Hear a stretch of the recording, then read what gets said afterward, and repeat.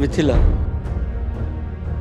মারে তুই এত বড় ভুলটা কেমনি করলি কত?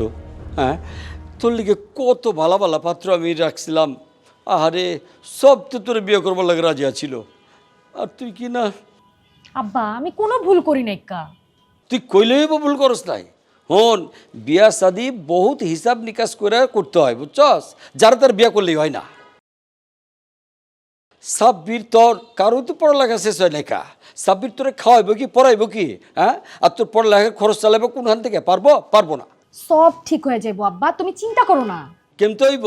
হন, আমরা ব্যবসায়ীরা কোনো কিছু কেনার আগে চিন্তা করি এটা বেচার মার্কেট আছে কিনা।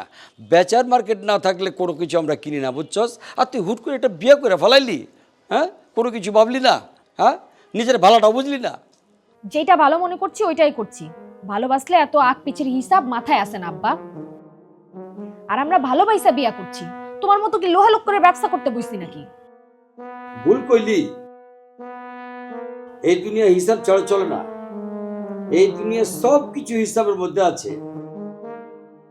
ভালোবাসা, প্রেম, প্রীতি, সংসার সব কিছুর ভিতরে হিসাব আছে। আবেগ দিয়ে কিছু হয় না। নাহলে যারা প্রেম করে বিয়ে করে তাকে সংসার ভাঙতে